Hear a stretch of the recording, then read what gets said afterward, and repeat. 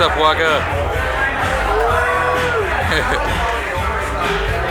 Alright, my name is Joaquin Rosales. I am 24. I play drums, and I'm in the band Safe Secrets.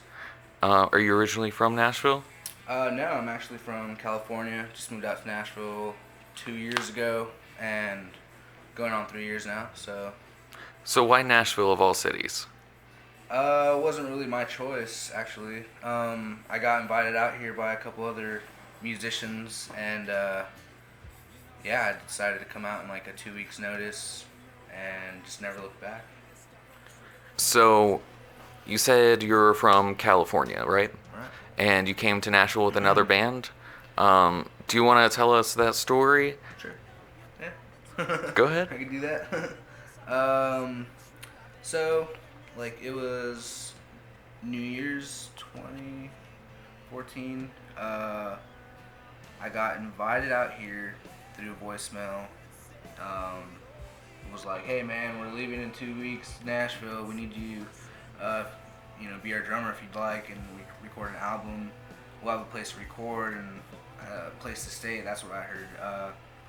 So I was like, I listened to the voicemail, didn't call back, and I just talked about it with everyone, and I thought about it, and I was like, I'm gonna go. Let's just do this. I'll be back in like 6 months. So called the dude back, and it was on. So packed my stuff, left out to Nashville. It took about a week to get here. Everything was cool. It was all fun. Like, everything was. We're just trying to get here. We had a good time getting here, and once we got here, I realized that they had no place to stay. Like, they got into Nashville and was like, all right, let's find a place to stay at. Like, and in my head, I'm like, didn't you guys plan this? Mm-hmm. Like, you're gonna get to Nashville and then whatever. So I got on my phone, found this place on Craigslist called Smack Dab Media, and found them. We gave them $800, and we were in a place in a week. And being in Nashville, we were living in our van for 1 week, and then we moved in. Literally slept behind my drums in this little room. We were able to practice and sleep there, and they had bathrooms and all that. Well, 4 days later, they actually told us we had to leave, and they took our $800 that they took from us, and they were illegally subleasing there. So right off the bat, we get screwed here in Nashville, like off the bat. And like the Craigslist ad was like, any bands coming into Nashville, come hit us up, whatever. So we got screwed. Right then and there, it was like boom, like there was some tension between me and the guitarist, and we ended up sleeping in the van for like 2 months. And this is like January, February, going into March. And I was just tired of it, man. I was like, the dude, I was trying to get him a job, because we all got jobs except for the guitarist. And I told him, we need a job, we need a place to stay, get out of this van. It's been 2 months, and I guess he just didn't like me telling him like, hey, you should probably get a job or something. We should get out of this van. And he just kicked me out of the band. So he said I didn't have any character and some other shit, and kicked me out of the band. So slept in my boss's car for about 2 months. Slept in my van for like another 4 months that I bought. And then I ended up eventually finding Sebastian's house and staying in his house for like 2 weeks. And actually, 4th of July is the day I moved in. So it'll be a 3-year anniversary coming up 4th of July since I've been living with Sebastian. So yeah, it's been a crazy ride, man. The beginning was crazy. So, why don't you tell us how you met Sebastian? That is intertwined with everything too. When I found my job, which was at Quiznos, our ex bass player, we Sebastian was working at Quiznos, and when he quit Quiznos, I was able to get his position like in 4 days since I had been in Nashville. Um, I got the job on my birthday actually, February 5th, so that was cool. Um, he came in the next day on my first day. Never seen or met him. He walked in last time I saw him. Probably 6 months later, Rick was still working at Quiznos. Rick told me to hang out with Sebastian and like go kick it with the guys. So I ended up doing that after like 6 months, and it was summertime by that time, and it was hot as fuck in the van. So I wasn't gonna sleep in there anymore. So I hung out over there, kind of crashed on the couch, and Sebastian told me, he said, "Dude, please don't leave Nashville. Like you're fucking here. Like you're doing it. Like don't go." And yeah, we ended up practicing. Another side story is my boss that let me sleep in his car gave me a key to his warehouse that he had, and this warehouse was humongous. You've been there. Uh, We have some pictures that we're probably gonna throw up right there. yeah, man. There's Yeah. some old pictures and video. Um, yeah, that place was humongous. It was awesome, and we had an office to ourselves. First time we practiced, I thought it was gonna be me and Sebastian, and our old friend Rick. He had a bass guitar in his hand that he borrowed from a friend, Nawang, which you know, and he brought the bass, and we're like, "Are you playing bass, man?" And he's like, "Yeah, I played bass in high school a little bit, so I jam with you guys." And it was just like off the bat, dude. Like Safe Secrets was like just there. It was like Sebastian already had his songs that he had written, and he had a whole shitload of songs. So we played every song, and that's how it started, man. Like we played 4 days a week all the time, like Wednesdays, Mondays, Tuesdays. It didn't matter. But yeah, like that's kind of how I met Sebastian, through Rick. Rick was the middle guy, so. And then later on, Rick quit the band, and then Chaz came into the picture, which is another weird story. I think Sebastian could probably tell that story later or something. But All right. So so far, what do you think are the upsides of Nashville? definitely there is a huge community of musicians and bands and promoters and photographers, and just everyone's here pretty much, and everyone's trying to get somewhere, but at the same time, like, you know, people help each other out, so people support each other here. You cannot not find a venue here to play at, you know what I mean? So anyone who comes here, they will play in a week's notice, you know what I mean? So what do you think are the negatives of Nashville? I would say there's always a new band. So, like, that is, you know, it makes it tough. Like, there's so much competition, of course. Yeah, it's good to have a lot of, you know, people supporting each other, but competition is there still. Man, I don't know. I think it's just a little overcrowded as of now, but yeah. So you said you're in Safe Secrets. Why don't you tell me about what's going on with Safe Secrets right now?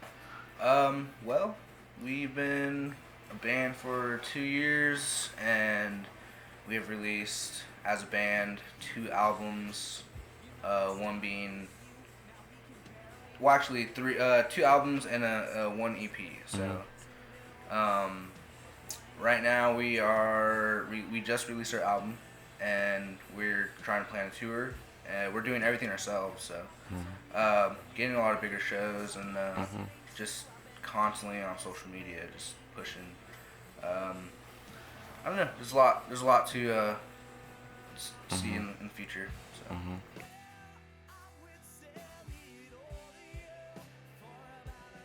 And so the question was, biggest struggle since you've moved to Nashville. Yeah. Biggest struggle.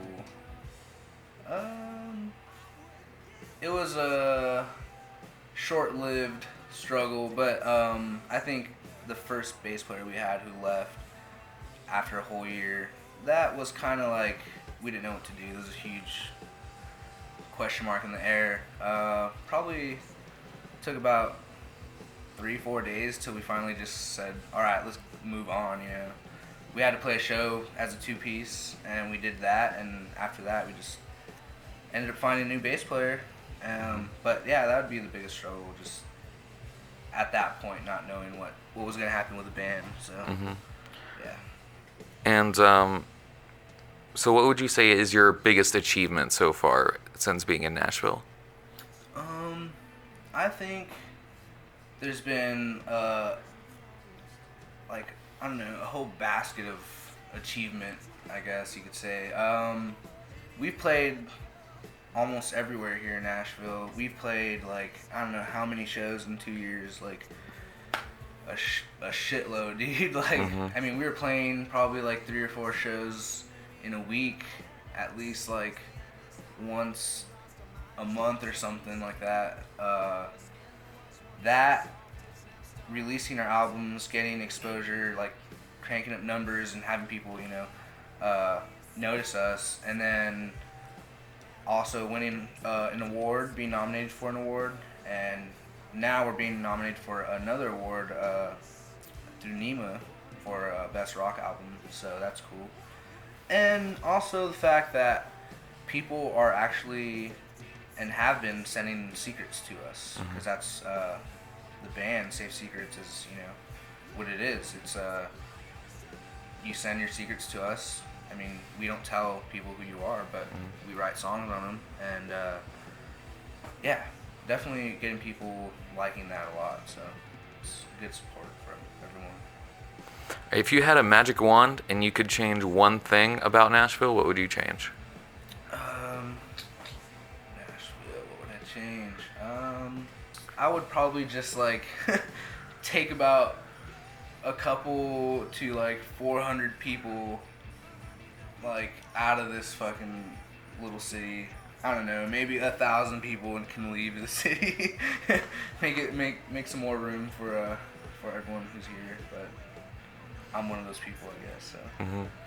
And so there's a big difference between the tourists that show up and the music scene on Broadway versus the rest of the local music scene. Definitely. What would you say your relationship is with that whole dichotomy?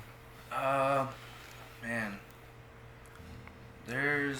I don't know, there's not very much a relationship there. Like, you go down Broadway, speaking from like a musician's eye, like, you go down Broadway and you see people working, playing covers or sometimes original country stuff, but it's all acoustic, and people are just getting paid to play what people want to hear rather than what they want to play. You leave Broadway and you head out towards Murfreesboro and like outskirts, East Nashville, West Nashville, and it's a lot more bands and like hard rock, indie alternative bands, even metal bands trying to make it. So Broadway is pretty different. Like, you go down there and you're either working or not hearing original music, unless there's this person on the corner of the street. But yeah. So what would you say your favorite place in town is? Favorite place, like, as in to eat or venue, music? Or Both. Both? Okay. I would say, man, it's really hard.